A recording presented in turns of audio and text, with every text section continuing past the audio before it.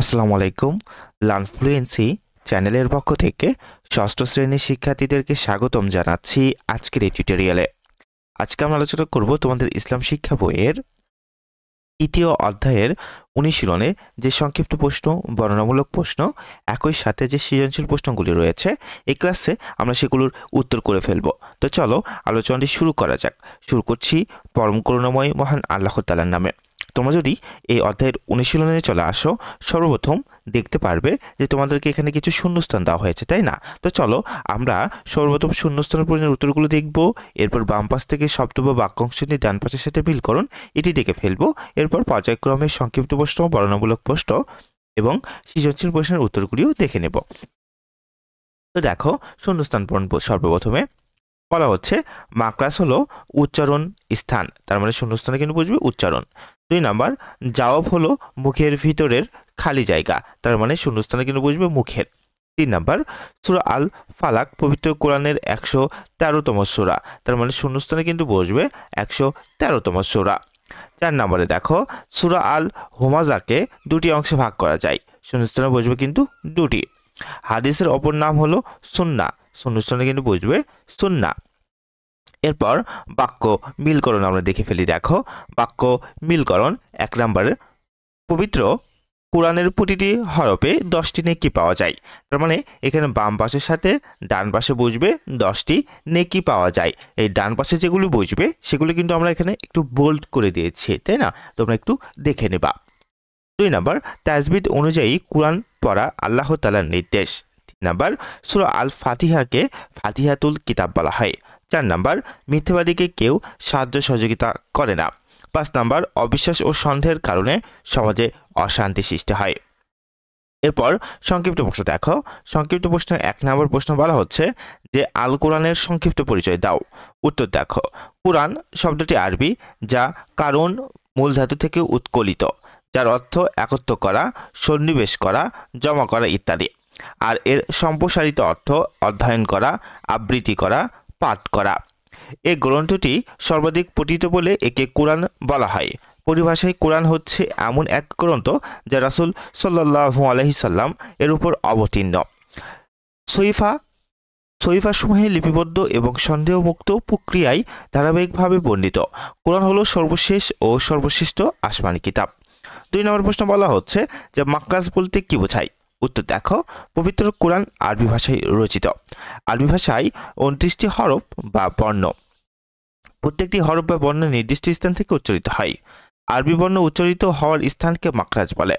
মাকরাজগুলো মুখের 5টি স্থানে অবস্থিত, এগুলোর মধ্যে হলক বা কণ্ঠনালী অন্যতম। 3 নম্বর প্রশ্ন বলা হচ্ছে হাদিসের সংক্ষিপ্ত পরিচয় দাও। উত্তর দেখো, হাদিস শব্দটি আরবি, এর অভিধানিক অর্থ কথা, বাণী ইত্যাদি। পরিভাষায় মহানবী হযরত মুহাম্মদ সাল্লাল্লাহু আলাইহি ওয়াসাল্লাম এর বাণী, কাজ ও অনুমোদনকে হাদিস বলা হয়। অর্থাৎ মহানবী সাল্লাল্লাহু আলাইহি সাল্লাম যা কিছু বলতেন তাই হাদিস, তিনি যেসব কাজ করেছেন তাও হাদিস, আর যেসব কাজ সাহাবীগণ তার সামনে করেছেন কিন্তু তিনি তাদের নিষেধ করেননি, বরং ওই সমস্ত কাজে মনোসম্মতি দিয়েছেন, এগুলো হাদিস। হাদিসের অপর নাম হলো সুন্নাহ। এরপর বর্ণনামূলক প্রশ্ন দেখো। বর্ণনামূলক প্রশ্ন 1 নম্বর প্রশ্ন বলা হচ্ছে বিশুদ্ধ কোরআন পাঠে তাজবিদের ভূমিকা বর্ণনা করো। উত্তর, তাজবিদ সহকারে কোরআন পড়া আল্লাহ তাআলা নির্দেশ করেছেন। বিশুদ্ধভাবে কোরআন শিক্ষার ফজিলত অনেক। রাসূল সাল্লাল্লাহু আলাইহি সাল্লাম ইরশাদ করেন, তোমাদের মধ্যে যে ব্যক্তি উত্তম, যে নিজে কোরআন শিক্ষা করে এবং অপরকে তা শিক্ষা দেয়।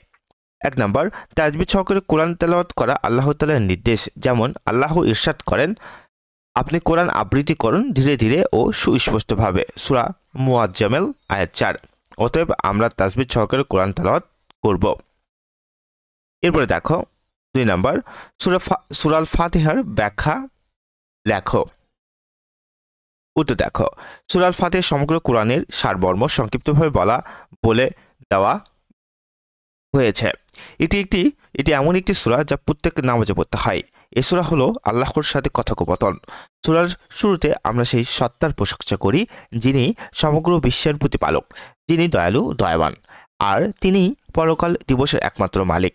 আল্লাহর প্রশংসা করে আমরা তার নিকট আত্মসমর্পণ করে বলি, আমরা একমাত্র আপনার ইবাদত করি আর আপনার কাছেই সাহায্য প্রার্থনা করি। আরও বলি, হে আল্লাহ, আমাদের এমন পথ দেখান যাতে আমরা আপনার প্রিয় বান্দা হতে পারি, আর আপনি আমাদেরকে আপনার লানত থেকে রক্ষা করুন। সূরা ফাতিহা শুধু একটি দোয়া নয়, শ্রেষ্ঠতম দোয়া। মানুষের সব চাওয়া বড় চাওয়াই এখানে চাওয়া হয়েছে, আর তা হলো সরল সঠিক পথ। এ পথে চলা মানে আল্লাহর নিয়ামতকে ডুবে থাকা এবং আল্লাহর গজব ও গুমরাহি থেকে বেঁচে থাকা। কোরআন ও হাদিসের যত দোয়া শেখানো হয়েছে সবই সূরা ফাতিহার ব্যাখ্যা। এটাই সূরা ফাতিহার মূল শিক্ষা। এবার গ নম্বর প্রশ্ন দেখো, হাদিসের আলোকে নৈতিক ও মানবিক মূল্যবোধের পরিচয় দাও। এখানে বানানটা একটু ঠিক করে নিও। উত্তর, জীবনের সকল ক্ষেত্রে মনুষ্যত্ব ও নীতি আদর্শের শিক্ষাকে ধরে রাখার চেষ্টা ও চেতনায় হলো নৈতিক ও মানবিক মূল্যবোধ। আদর্শ সমাজ গঠনের জন্য এ মূল্যবোধের প্রয়োজন বেশি।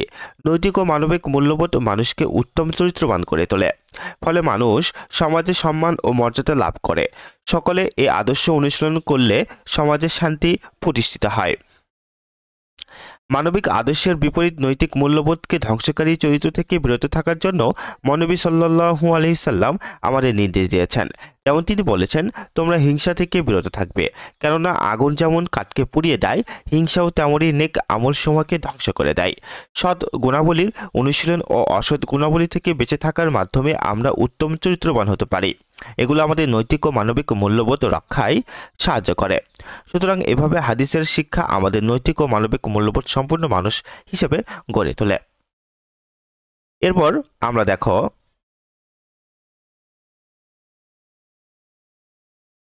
বহু নির্বাচনী প্রশ্নগুলি দেখিনি। এখান থেকে বহু নির্বাচনী প্রশ্নের 1 নম্বর প্রশ্ন তোমাদেরকে বলা হচ্ছে যে মহানবী সাল্লাল্লাহু আলাইহি সাল্লাম কত বছর বয়সে নবুয়ত প্রাপ্ত হন? উত্তরটা হবে কিন্তু গ নম্বর 40 বছর। 2 নম্বর প্রশ্ন বলা হচ্ছে আল্লাহ তাআলা সর্বমোট কতটি আসমানি কিতাব নাজিল করেছেন? উত্তরটা হবে ঘ নম্বর 104। 3 নম্বর, নিম্নের কোন সূরাটি আল কোরআনের সর্বশেষ সূরা? উত্তরটা হবে 3 খ নম্বর সূরা আন-নাস।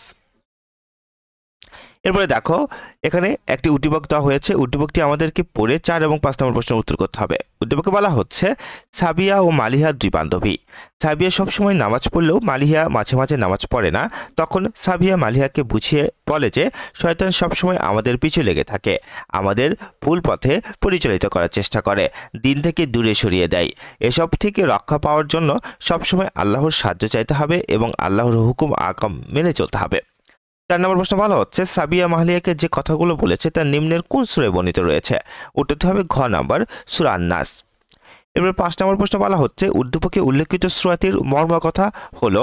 উত্তরটি হবে খ নম্বর 1 এবং 3।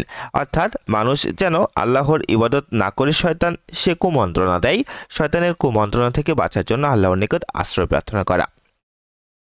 এরপর আমরা সৃজনশীল প্রশ্নের উত্তরগুলি দেখে ফেলি।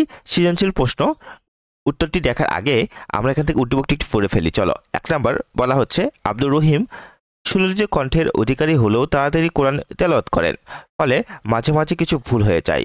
অপরপক্ষে তার সহপাঠী আব্দুল করিমের কণ্ঠস্বর সুমধুর নয়, কিন্তু তিনি দেখে ধীরে ধীরে ও সুস্পষ্টভাবে কোরআন তেলাওয়াত করার আপ্রাণ চেষ্টা করেন।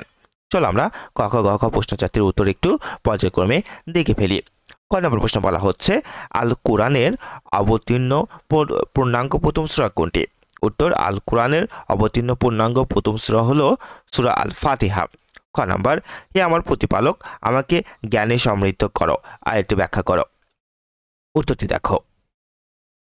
আল্লাহর বাণী, হে আমার প্রতিপালক, আমাকে জ্ঞানে সমৃদ্ধ করো। এটি কোরআনের সূরা তাহার 114 নং আয়াত। এখানে জ্ঞান বৃদ্ধির জন্য আল্লাহর দরবারে মোনাজাত করার কথা বলা হয়েছে। জ্ঞান অর্জন করা প্রত্যেক মুসলমানের জন্য ফরজ, কেননা শিক্ষা ও জ্ঞানের মাধ্যমে আমরা আল্লাহর তাআলাকে চিনতে পারি, তার বিধান জানতে পারি। সুতরাং আমরা ভালো করে লেখাপড়া শিখব, জ্ঞান অর্জনের কোনোরূপ অবহেলা করব না, আর সাথে সাথে আমাদের জ্ঞান বৃদ্ধির জন্য আল্লাহর নিকট মোনাজাত করব, কেননা মহান আল্লাহই সবকিছুর মালিক। এবার গ নম্বর প্রশ্নে দেখো। গ নম্বর প্রশ্নে বলা হচ্ছে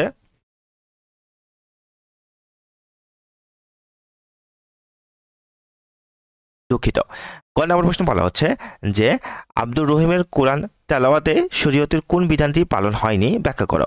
উদ্দীপকে আব্দুর রহিম কোরআন তেলাওয়াত শরীয়তের তাজবিদ সহকারে কোরআন পড়ার বিধানটি পালন হয়নি, কারণ তাজবিদ সহ কোরআন তেলাওয়াত করা আল্লাহর নির্দেশ, তাই এটিও ওয়াজিব। তাজবিদ শব্দের অর্থ উত্তম বা সুন্দর করা। আল কোরআনের আয়াতসমূহকে উত্তমভাবে বা সুন্দর ও শুদ্ধ করে পড়াকে তাজবিদ বলা হয়, অর্থাৎ আল কোরআনের প্রতিটি হরফকে মাখরাজ ও সিফাত অনুসারে বিশুদ্ধভাবে তেলাওয়াত করাকে তাজবিদ বলে। আব্দুর রহিমের কোরআন তেলাওয়াত ছিল সুমধুর, কিন্তু তা ছিল অশুদ্ধ, যা আল্লাহর বিধানের পরিপন্থী। কেননা তাজবিদ অনুযায়ী কোরআন পড়া আল্লাহর পাকের নির্দেশ, আর শুদ্ধরূপে কোরআন শিক্ষার মহত্ব অনেক। রাসূল সাল্লাল্লাহু আলাইহি সাল্লাম বলেছেন, তোমাদের মধ্যে যে ব্যক্তি উত্তম, যে নিজে কোরআন শিক্ষা করে এবং অপরকে তা শিক্ষা দেয়। সুতরাং আমরা তাজবিদ সহকারে নিয়মিত কোরআন তেলাওয়াত করব। এবার ঘ নম্বর প্রশ্ন দেখো। ঘ নম্বর প্রশ্ন বলা হচ্ছে, আব্দুল করিমের কোরআন তেলাওয়াতের পদ্ধতিটি পাঠ্য বইয়ের আলোকে বিশ্লেষণ করো। উত্তর দেখো। প্রদত্ত উদ্দীপকে আব্দুল করিমের কোরআন তেলাওয়াতের পদ্ধতিটি ছিল আল্লাহর নির্দেশের যথাযথ অনুসরণ। তাজবিদ সহকারে কোরআন পড়া আল্লাহ তাআলার নির্দেশ, আর শুদ্ধরূপে কোরআন শিক্ষার ফজিলত অনেক। এ প্রসঙ্গে রাসূল সাল্লাল্লাহু আলাইহি সাল্লাম ইরশাদ করেন, তোমাদের মধ্যে সে ব্যক্তি উত্তম যে নিজে কোরআন শিক্ষা করে এবং অপরকে তা শিক্ষা দেয়। উদ্দীপকের আব্দুল করিমের কণ্ঠস্বর সুমধুর নয়, কিন্তু তিনি দেখে ধীরে ও সুস্পষ্টভাবে কোরআন তেলাওয়াত করার আপ্রাণ চেষ্টা করতেন, কেননা তাজবিদ অনুসারে কোরআন পড়া ওয়াজিব, আর না পড়লে গুনাহ হয়। এতে অনেক সময় কোরআনের অর্থ পরিবর্তন হয়। উত্তরটি একটু ছোট হয়ে গেছে, তাই না? তোমরা চাইলে একটু তোমাদের মতো করে আরেকটু এখান থেকে লিখে ফেলতে পারো। এবার 2 নম্বর প্রশ্নের উত্তরটি দেখার আগে আমরা এখান থেকে একটু উদ্দীপকটি দেখে ফেলি, চলো। দেখো, উদ্দীপকে বলা হচ্ছে কি যে সাদিয়া ও নাদিয়া একই অফিসে চাকরি করেন। তাদের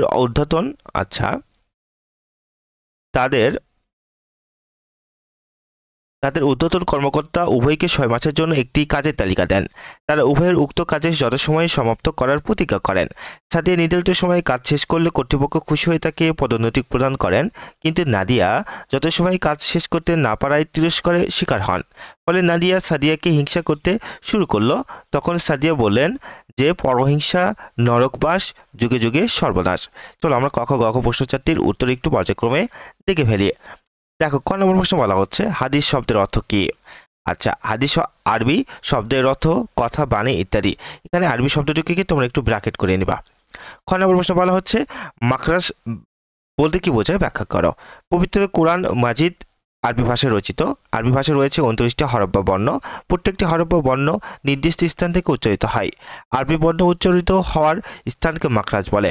মাখরাজগুলোর মুখের 5টি স্থানে অবস্থিত। এগুলোর মধ্যে হলক বা কণ্ঠনালী অন্যতম। গ নম্বর প্রশ্ন বলা হচ্ছে, সাদিয়ার কর্মে কি প্রকাশ পেয়েছে পাঠ্য বইয়ের আলোকে ব্যাখ্যা করো। উত্তর দেখো। উদ্দীপকে বর্ণিত সাদিয়ার কর্মে অঙ্গীকার পালনের মতো গুরুত্বপূর্ণ কর্মটি প্রকাশ পেয়েছে। অঙ্গীকার পালন করার নীতি নৈতিকতার অন্যতম গুরুত্বপূর্ণ অংশ। আমরা নানা সময় নানারূপ ওয়াদা ও অঙ্গীকার করে থাকি। এসব অঙ্গীকার ও প্রতিশ্রুতি রক্ষা করা অত্যন্ত জরুরি, কেননা ওয়াদা বা প্রতিশ্রুতি রক্ষা না করলে মানুষের মধ্যে অবিশ্বাস সৃষ্টি হয়, পরস্পর মারামারি ও অশান্তি জন্ম হয়। সুতরাং সামাজিক শান্তির জন্য অঙ্গীকার রক্ষা করা আবশ্যক। ইসলামে অঙ্গীকার রক্ষা করার প্রতি গুরুত্ব আরোপ করা হয়েছে। এ প্রসঙ্গে হাদিসে এসেছে, যে ব্যক্তি অঙ্গীকার পালন করে না তার কোনো দিন নেই, অর্থাৎ সে প্রকৃত দিনদার নয়। নবী সাল্লাল্লাহু আলাইহি সাল্লাম নিজে সর্বদা অঙ্গীকার রক্ষা করে চলতেন। যে ব্যক্তি পরিপূর্ণ ঈমানদার, সে সবসময় প্রতিশ্রুতি রক্ষা করে চলবে। সে কখনো অঙ্গীকার ভঙ্গ করবে না। অতএব আমরা কখনো অঙ্গীকার ভঙ্গ করব না। ঘ নম্বর প্রশ্ন দেখো। ঘ নম্বর প্রশ্ন বলা হচ্ছে, নাদিয়ার কর্মকাণ্ডের পরিণাম সংশ্লিষ্ট হাদিসের আলোকে বিশ্লেষণ করো। উত্তর, উদ্দীপকে বর্ণিত নাদিয়ার কর্মকাণ্ডের পরিণাম অত্যন্ত ভয়াবহ। হিংসা বিদ্বেষ মানে নিজেকে বড় মনে করে অন্যকে ঘৃণা করা বা তুচ্ছ তাচ্ছিল্য করা, শত্রুতা করা বা অন্যের অনিষ্ট করা। হিংসা আমাদের জীবনকে বিষিয়ে তোলে। এতে আমাদের সামাজিক জীবনে দুর্বিষহ হয়ে ওঠে। মানব চরিত্র যেসব খারাপ দিক আছে তার মধ্যে হিংসা বিদ্বেষ মারাত্মক ক্ষতিকর। উদ্দীপকে নাদিয়া ঊর্ধ্বতন কর্মকর্তার কাজ সময় মতো দিতে পারেনি। এতে সে তার সহকর্মীর পিছনে পড়ে যায়। ফলে নাদিয়া সহকর্মী সাদিয়াকে হিংসা করতে শুরু করে, যা ইসলামে সম্পূর্ণ নিষিদ্ধ। নবী সাল্লাল্লাহু আলাইহি সাল্লাম বলেছেন, পরস্পর সদিচ্ছা বা শুভকামনাই দিন। হিংসা বিদ্বেষের মারাত্মক পরিণতি সম্বন্ধে সমাধান করে নবী সাল্লাল্লাহু আলাইহি সাল্লাম বলেন, তোমরা হিংসা থেকে বিরত থাকবে। কেননা আগুন যেমন কাঠকে পুড়িয়ে দেয়, হিংসা তেমনই নেক আমলসমূহকে ধ্বংস করে দেয়। অতএব আমরা সৎ গুণাবলীর অনুশীলন ও অসৎ গুণাবলী থেকে বেঁচে থাকার মাধ্যমে উত্তম চরিত্রবান হতে পারি। এগুলো আমাদের নৈতিক ও মানবিক মূল্যবোধ রক্ষারও সাহায্য করে। এভাবে হাদিসের শিক্ষা আমাদের নৈতিক ও মানবিক মূল্যবোধ সম্পন্ন মানুষ হিসেবে গড়ে তোলে। তো এই ছিল তোমাদের জন্য আজকের এই আলোচনাটি। ভিডিওটি ভালো লেগে থাকলে লাইক দেবে এবং অবশ্যই লার্ন ফ্লুয়েন্সি চ্যানেলটিকে সাবস্ক্রাইব করবে। ভালো থেকো, সুস্থ থেকো। আসসালামু আলাইকুম।